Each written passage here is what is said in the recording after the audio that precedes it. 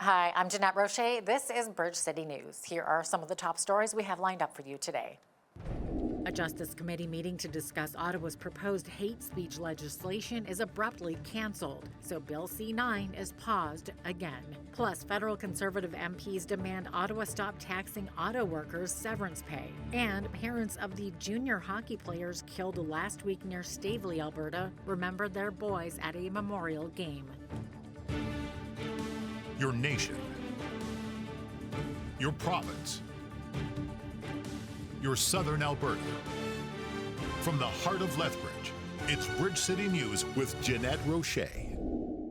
Thanks so much for joining us. Canadians concerned about their religious freedoms are happy with news out of Ottawa today. The Commons Justice Committee has again paused its study of Bill C-9, Ottawa's new hate speech legislation. The committee initially paused its work back on January 26 after significant opposition from faith groups. They are concerned about an amendment that would remove the religious exemption for sincerely held religious beliefs. Today's meeting to continue the study of the bill was canceled shortly after its 11 a.m. Eastern Time start. No reason was given for the cancellation. The committee is now scheduled to resume its study of the bill on Wednesday. Several Christian organizations are continuing to encourage Canadians to call or write their MPs and demand that the religious exemption amendment be removed. Federal Conservative MPs are calling on the government to grant GM workers tax relief on their severance pay. GM announced last fall it would close the CAMI or CAMI assembly plant in Ingersoll, Ontario, and in December reached a deal to offer 26 weeks of severance pay to most laid-off workers. The sad news we heard last year with the plant closing has had a devastating effect in our communities. 1,200 workers were laid off. That's 1,200 families being affected. I often hear stories at the CAMI plant of couples working together, multi-generations, working side by side on the assembly line. And there's the ripple effect of tens of thousands of spin-off jobs that are being impacted. So these jobs have a major impact in our community. But just last week, they received some more bad news. As the GM payouts started rolling out, the workers opened up their pay stub to notice that over 50% of their payouts were being withheld for taxes. Now you can imagine, in an affordability crisis like we're seeing today, what kind of impact that would have on their families. These workers have called me and told me that it feels like they're being kicked down while they've already been on the floor. They are now struggling to put food on their tables. They're struggling to pay mortgages, rent, and also plan for their kids' summer sports. So this has had a real impact on our community, and that anxiety is felt right across our region. And that is why our leader, Pierre Poilievre, and my colleague, Kyle Seaback, along with other colleagues, are calling on this government to take some action. Our workers need relief right now. GM's Oshawa Assembly Factory is meanwhile canceling one of 3 shifts and laying off some 500 employees, a move expected to affect upwards of 1,000 workers across the supply chain. Some workers have reportedly been found dead after 10 people were abducted from a Canadian-operated mine in Mexico. Vancouver-based firm Vizsla Silver says several families have told them that their relatives have been found dead, but it's unclear exactly how many. It's waiting for confirmation from Mexican authorities. The abduction happened last month in Concordia, Mexico. There were some new developments in Washington, D.C. Monday in the Jeffrey Epstein saga. U.S. lawmakers tried to interview the late sex offender's former girlfriend, Ghislaine Maxwell, but she wasn't playing along. We get details from Stephen Groves with the Associated Press. She cited her Fifth Amendment rights to not answer any questions. She was doing this through video call from a federal prison camp in Texas. Lawmakers were at the Capitol. As they came out of the room, one of the lawmakers, Republican Representative Andy Biggs, had a message that clearly pertained to Donald Trump and former President Bill Clinton. She has no indication and would say that neither Presidents Trump or Clinton are culpable for any wrongdoing. Now, Democrats confirmed that, but they said that this was basically an effort by Maxwell to send a message to Donald Trump, basically saying that if he granted her clemency, she would testify that he was clear of any wrongdoing. Now, what happens next is lawmakers are heading to Department of Justice headquarters today. They have an opportunity to review the unredacted files that the Department of Justice has released so far on Jeffrey Epstein in order to comply with a law passed last year by Congress that mandates their release. Maxwell is serving a 20-year sentence for sex trafficking at a prison camp in Texas. She's come under new scrutiny as lawmakers try to investigate how the well-connected financier was able to sexually abuse underage girls for years. And while we're talking about Epstein, British Prime Minister Keir Starmer is coming under fire for an appointment he made in 2024. The victims of Epstein have lived with trauma that most of us can barely comprehend. British Prime Minister Keir Starmer is facing a battle to stay in post. The Prime Minister has come under heavy criticism for his decision in 2024 to appoint Peter Mandelson as the UK ambassador to the US, despite his ties to Jeffrey Epstein. There's widespread anger that the Prime Minister appointed Mandelson, long a key figure of Starmer's own Labour Party, to such a sensitive and high-profile post. Starmer fired Mandelson in September after emails were published showing he maintained a friendship with Epstein after the late financier's 2008 conviction for sex offences involving a minor. Starmer's chief of staff and his closest advisor, Morgan McSweeney, resigned over his role in the appointment of Mandelson, and there are growing calls for Starmer to do the same. One person has died and another was injured in a shooting that rocked the town of Raymond over the weekend. BCN's Landon Hickok has the details. At 2:18 a.m. on early Saturday morning, Raymond RCMP received a call claiming there were gunshots heard within the town. The caller reported 20 pops in a matter of minutes, along with people yelling.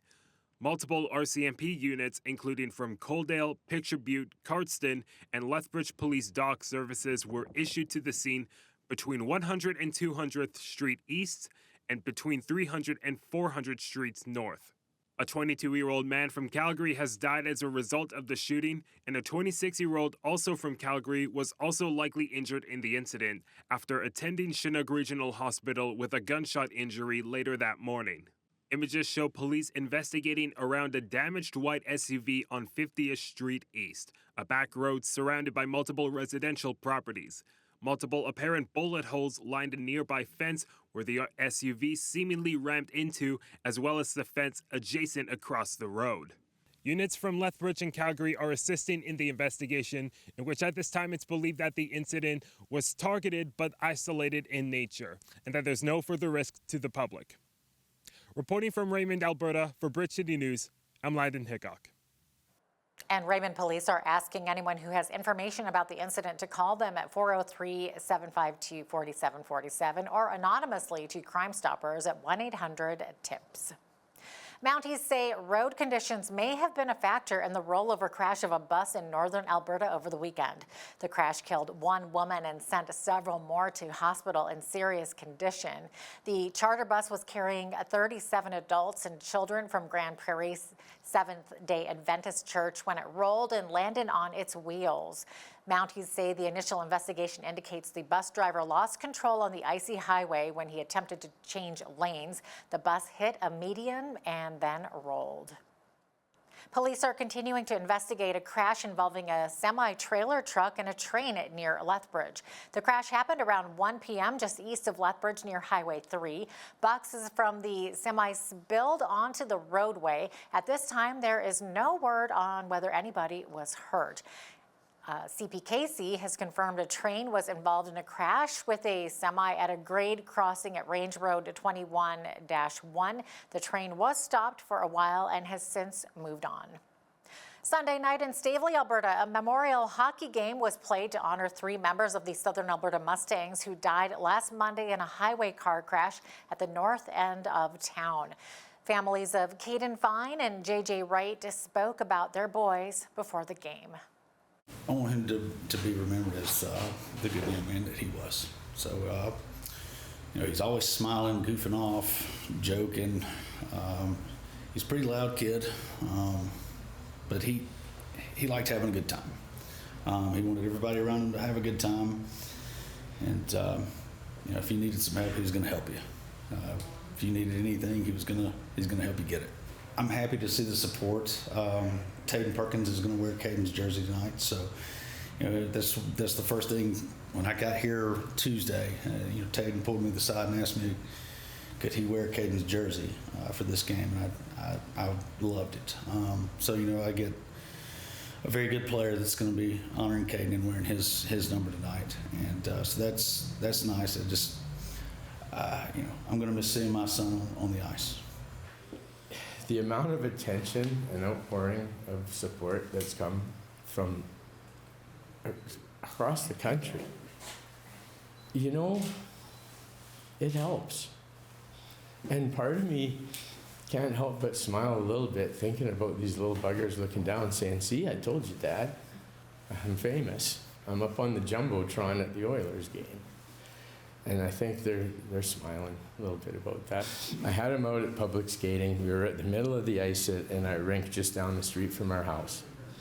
And I was holding his little hands, and I'd let him go, and I'd pick him back up, and I'd get him steady, and he'd fall. And he's falling and falling. He probably fell 100 times.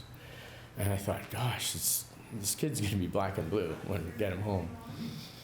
So I asked him, I remember looking down at him, and he looked up at me and said, have you had enough yet, buddy? Did you want to go? And he just said, Dad, I just have to keep trying. That was the beginning.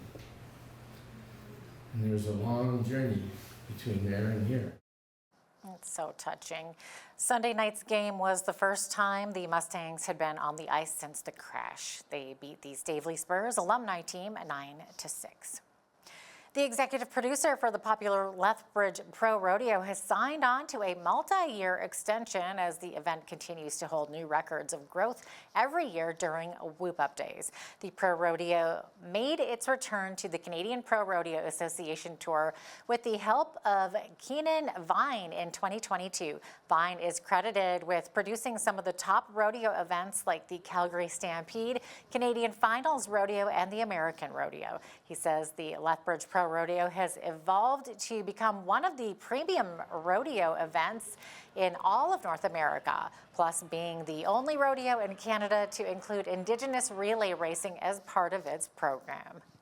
There's a lot of planning, pre-planning that goes into an event of this magnitude, and then even just the coordination between the event and Whoop Up Days itself and how that all ties together, and you know, all the community activities that are going on. So it takes, you know, I would say a full year of planning and then a few months of execution for sure. And so it's exciting to get to continue to be a part of something that I've been helping to build and seeing it grow within the community, and our attendance numbers are going up every year, and I think that's just a nod to all the great work that's happened here.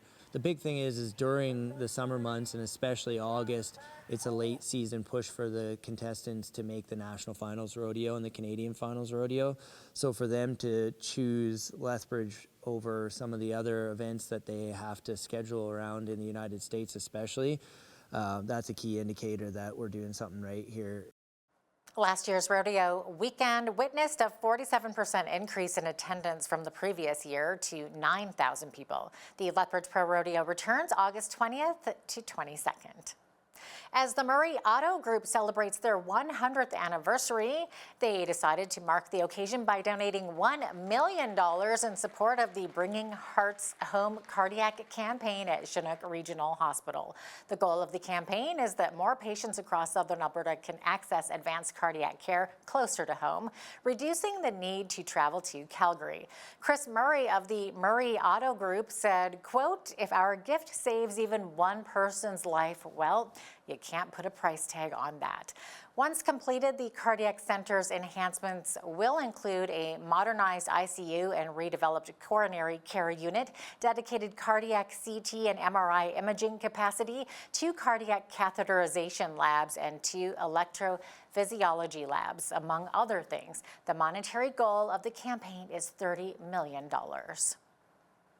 A freestyle skier from Ontario has survived a nasty crash on her second run to deliver Canada's second medal of the Milan Cortina Olympics. Megan Oldham's third run was her finest, with clean execution and a score of 76.46, winning a bronze in women's slopestyle at the Lavigno Snow Park. Next for Oldham is the women's big air final next week. Elsewhere on day 3 of competition, there was more preliminary round action in women's hockey. Our Canadian squad scored its second win of the game with 5-1 over Czech Republic. Canada defeated Switzerland 4-0 over the weekend. Faith was certainly on display during Sunday's Super Bowl 60. The Seattle Seahawks beat New England 29-13 to win their second Super Bowl. When he was presented with the Vince Lombardi Trophy, Seahawks head coach Mike Macdonald said, quote, "I believe God called me to be a coach and I listened." Here's what Macdonald said earlier in the week when asked about his faith. My faith is really grown over the last couple of years, and that's what I lean on. You know, that's where your strength comes from, and recently it's just like I have this so much gratitude and then ultimately strength that you feel like that God has put you in a position to lead these people, and that's your guiding light every day. So. Something that I can hopefully continues to grow, and I hope our players continue to seek it out, seek their faith and grow in their faith. So it's really special. And we got a lot of guys that are examples for me too. You know, Jonathan Rainey is our chaplain. He's great with the guys, and he's grown his ministry within our team as well, and it's really powerful. Seahawks offensive coordinator Clint Kubiak also shared his faith with reporters this week, saying, quote, "Your identity is not in your job. Our identity is in Christ," end quote. The Seahawks won their first Super Bowl back in 2013, beating Denver 43-8. Parents concerned about their kids' screen time will be watching this closely. The world's biggest social media companies face several landmark trials this year that seek to hold them responsible for harming children who use their platforms. Opening arguments start this week in cases in Los Angeles and New Mexico. In LA, Instagram parent company Meta and Google's YouTube face claims that their platforms deliberately addict and harm children. TikTok was originally named in the lawsuit and settled for an undisclosed sum. It marks the first time the companies will argue their cases before a jury. The outcome could have profound effects on their businesses and children's access to their platforms. Meta CEO Mark Zuckerberg and other executives are expected to testify at the trial. In New Mexico, Meta and its social media platforms are accused of failing to protect young users from sexual exploitation, following an undercover online investigation. Experts have drawn similarities to the big tobacco trials that led to a 1998 settlement requiring cigarette companies to pay billions in healthcare costs and restrict marketing targeting minors. A 19-year-old identified only by the initials KGM is named in one of the lawsuits. She claims that her use of social media from an early age addicted her to technology and exacerbated depression and suicidal thoughts. TELUS has acquired additional spectrum licenses in British Columbia and Alberta. The company says it bought the 3,800 megahertz band licenses for $317.6 million. The purchase was made via the government's residual spectrum auction for the radio frequencies that were unsold in previous auctions. TELUS Chief Executive Darren Entwistle says the acquisition and deployment of the spectrum will further enhance the advancement of the company's 5G growth strategy. Eddie Bauer is expected to soon file for bankruptcy protection in Canada. That's according to the operator of the company's Canadian stores, which says it has filed for bankruptcy protection in the U.S. Catalyst Brands says if the retailer can't find someone to buy the business, it will start to wind down its Canadian and U.S. operations. In U.S. court documents, the company says a court proceeding it will soon launch in Canada will aim to protect Eddie Bauer's assets in the country and ensure any sale agreement will be enforceable on both sides of the border. Eddie Bauer's website shows it has 31 stores in Canada, with some starting to mark down inventory by up to 60% last week. And now here's a look at today's markets. The TSX was up 552 to 33,023. The Dow was up 20 to 50,135. The S&P 500 was up 32 to 6,964, and the Nasdaq was up 207 to 23,238. West Texas Intermediate Oil was up 86 cents to 64.41 US per barrel. Natural gas was down 28 cents to 3.14 US.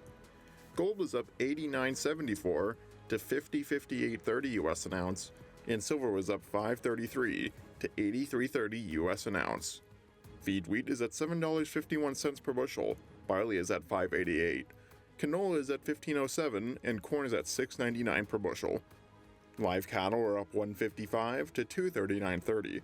Feeder cattle March contract was up 2 cents to $3.67.45, and lean hogs were down 27 cents to $87.10. The Canadian dollar was down slightly over the past 24 hours and currently sits at 73.70 US.